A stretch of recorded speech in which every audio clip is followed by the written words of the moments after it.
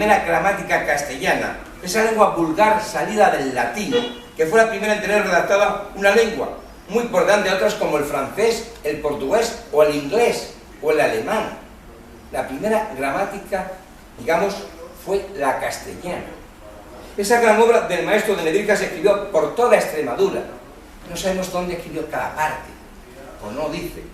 Especialmente por Zalamea la Serena, Villanueva de la Serena, Gata, Alcántara y también en mi pueblo, la aldea de las Brozas, porque entonces encomienda mayor de la Orden Militar de Alcántara y se convirtió en villa en 1537, cuando firmó el edicto el emperador Carlos V, Carlos I de España, V de Alemania, y hubo que pagar una cantidad enorme para separarse de Alcántara. Se separó la villa de las Brozas. Y entonces, con el tiempo, en el siglo XVIII, se separó Navas del Madroño. Y Navas del Madroño está incluida dentro de Brozas.